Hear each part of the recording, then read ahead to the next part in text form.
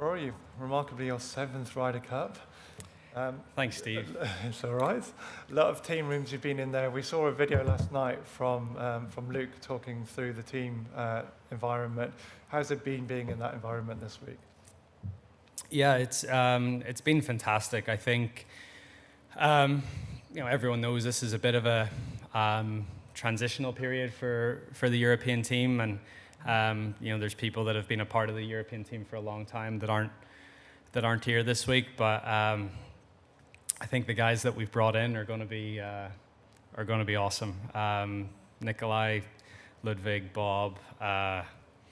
That's the future of our team and the future of the Ryder Cup. And I think we came here to Rome a couple of weeks ago for a practice trip, and I thought that was incredibly important. And honestly, I couldn't believe that we'd never done it before.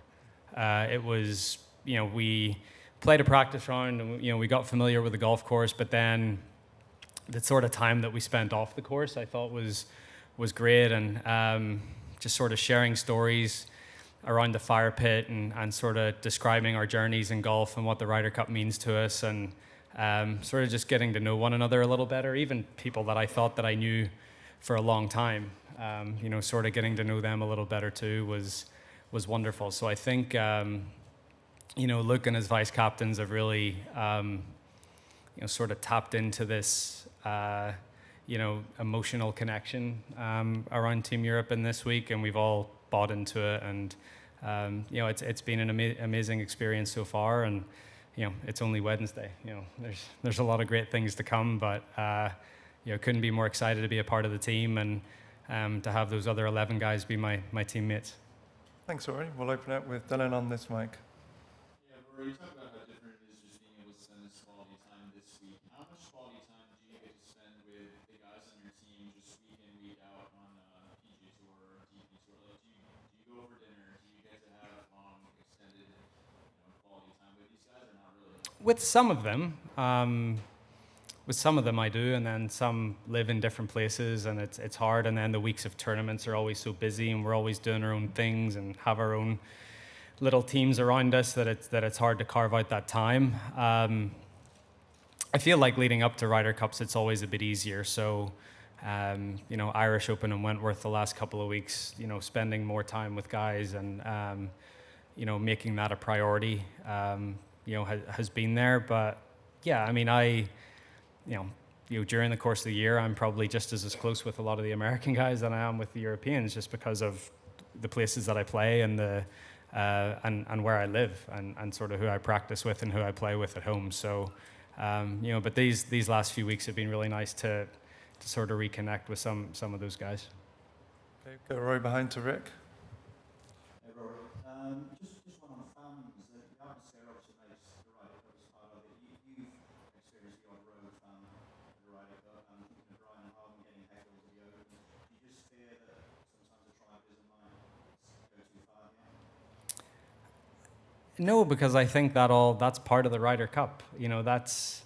There's not a lot of other instances in the game of golf where that happens, but there's certainly a line, and I think most fans that come out to watch golf are very respectful and they know what that line is. So no, I have no issues about that, and we've all had our fair share of heckles over the years and whatever, and that's a part of it. What someone said to me once, if you want to be part of the circus, you have to put up with the clowns. So. Okay, across to this side. I think Bob first and then Kevin.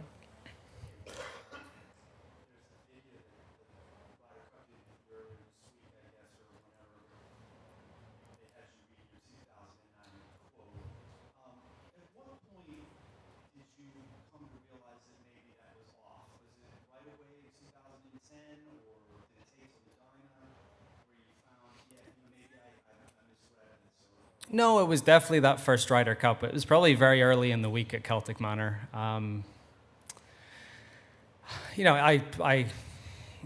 took a bit of grief for those comments, and rightfully so. But I remember in 2010, in one of the practice rounds, I still had the sort of long curly hair at that point, and a few of the guys on the team came down to the first tee with wigs on and sort of made a joke of it, and And yeah, that meant a lot to me. And I think just early in that week, and it's not, look, I said it in that little video piece I did earlier in the week. It's not as if I didn't play team golf before or knew what it was about, but I think that in 2009 I was just so focused on myself and trying to get my career off the ground that I felt like I had sort of bigger and better things to achieve for my individual goals and stuff like that I just didn't put any emphasis on making a Ryder Cup team until you make one, and then you never want to be off one again.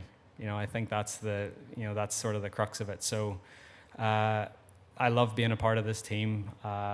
My most enjoyable moments in my career have been being a part of European Ryder Cup teams.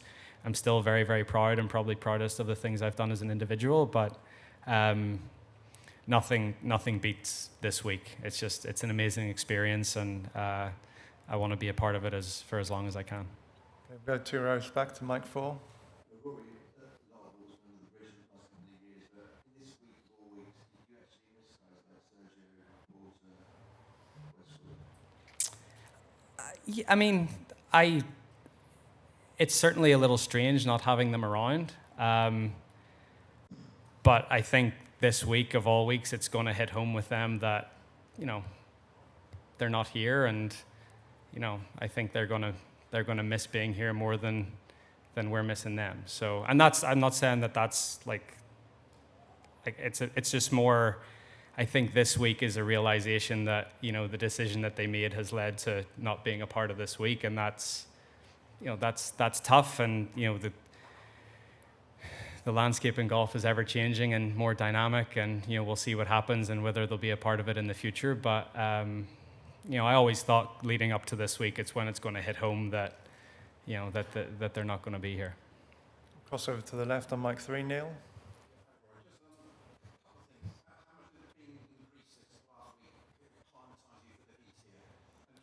I live in Florida, so I'm all right with 8.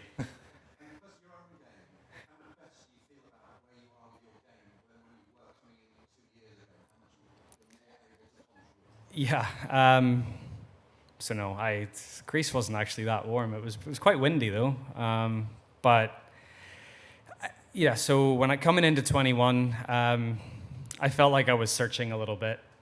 I didn't feel in full control of my game.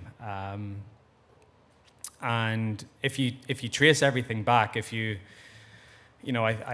got a lot of confidence and belief in myself that Sunday singles at Whistling Straits, because I certainly wasn't believing in myself at that time, but the rest of my team did believe in me, sent me out number 1 to go get a blue point on the board, and I was able to do that. And I think that just gave me so much confidence going forward that, and I said this, my first start after Whistling Straits was in Vegas, and I won the CJ Cup. And I said in my interview afterwards, I realized that just being myself is enough, not trying to be something that I'm not. And I think for a good part of 2021, I was trying to be something that maybe wasn't natural to me, and I just went back to really trying to be myself and trying to express myself the best way that I can on the golf course. And I think the last 2 years have sort of proved that that's the way that I'm going to play my best golf. So I certainly feel a lot better about things coming into this Ryder Cup, and feel like I'm more than capable of contributing more than 1 point this time around. Stick on that mic with Jamie, please. Rory, coming into every Ryder Cup, it seems there's a lot of debate about captains setting up the course to suit their team. And obviously the last few Ryder Cups have been blowouts for the home team. But are we at the stage now where there really isn't a fundamentally European style of play and a fundamentally American style of play? I think so. I mean, the way the world of golf is going, most of the Europeans we're playing the majority of our golf in the United States, and we're playing all the same tournaments and the same course setups. So we maybe grow up a little differently, and I think with some of the things that maybe the Europeans try to do when we do have that home course advantage, or the home course. I'm not going to call it home course advantage, but you can maybe tap into a little more of like how we grew up playing the game rather than how we play the game right now. but yeah, it's hard. I mean, it's not, Whistling Straits you can't really set Whistling Straits up a certain way. It just is what it is. Yes, you can do stuff here and grow the rough up and, try to pinch the fairways in at 320 so you're hitting more, mid and long irons into greens and stuff like that. But, and that's all just looking at statistics and sort of seeing as a whole what the team does better than the other team. And yeah, I mean, I think there's a reason that, playing, whether it be in Europe for us or the US for the American team, there has to be an advantage to that. And that's why I've said this for the last number of years. Winning an away Ryder Cup is probably one of the biggest achievements in golf right now. Okay, we'll go to Mike 1 in the back. Is there anything anecdotal you could share, maybe what responsibilities you've acquired as you've played more of these Ryder Cups, maybe in terms of helping captains with team building or mentoring guys or anything like that? Yeah, like every captain has a different leadership style, so they're looking for different things from different people. Paul McGinley was really the first captain that I felt utilized me in a certain way or wanted me to do certain things, and then ever since then, certain captains have asked certain things from me, and I'm more than. But it's not. I mean, I'm not there giving rallying cries and team speeches, or I said this. I think when we came in the practice trip, I said to every guy, like, I don't want anyone. I'm older than people and have more experience, and some of these guys have watched me play on TV, but I don't want anyone looking up to me. I just want everyone looking beside. I want them to look over at me. I don't want them to look up to me in any way. I want them to see me like that I'm on their level, and there's no hierarchy in our team. It's just we're all one part of a 12-man team, and we all go forward together. And I guess that's the one message that I've tried to relay to some of the younger guys on the team. Okay, we'll go across to John on mic 2. Tied matches, what do you feel about them as a competitor? Would you like to see them fought out to the end? And if so, would you like to do it? How would that be done? Like 14 all. I love them whenever we won the last one. I think it's part of history and tradition. I was watching the Solheim Cup last week, and obviously there was huge celebrations when Europe got to 14 and retained the cup. And I thought to myself, geez, they're celebrating a lot for a draw. And then I go back to Medina in 2012, and we went ballistic when we got to 14 as well. So I think retaining it means something, and there's certainly a historical and traditional element to it. I don't know. I do like the traditions of the game, and this competition's been around since 1927, and that's the way they've always done it. Does that mean that's the way they always have to do it? Probably not, but it's nice to keep some of the tradition around the event. Okay, we'll go final question on mic 3 at the back there. Hi, Rory. We obviously don't know the pairings yet, but assuming you might have to use a different golf ball, I'm just wondering if you can discuss the challenges that brings with it and how much time you would devote to maybe practicing with another ball in the lead up to that. Yeah, I guess the nice thing is you can do it in a way where I think all these golf balls react pretty similarly with a driver, but it's more like iron shots and around the green. So, if I'm playing with a guy that uses a different golf ball, I can just hit his golf ball off the tee. He's able to hit it into the green, and we go from there. Vice versa, he can hit my golf ball off the tee, and I can hit my ball into the green and do that. Yeah, it can get a little tricky when you're chipping and putting and different feels of balls, but I think a couple of days, hitting some, getting numbers with that golf ball.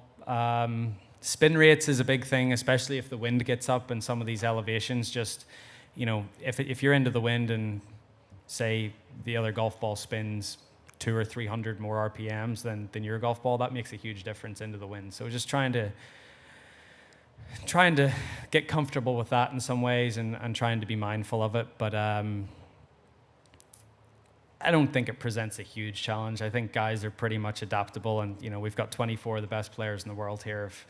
If we can't adapt a little bit to a slight change in golf ball, the game's certainly not going in the right direction. So I think we're all okay.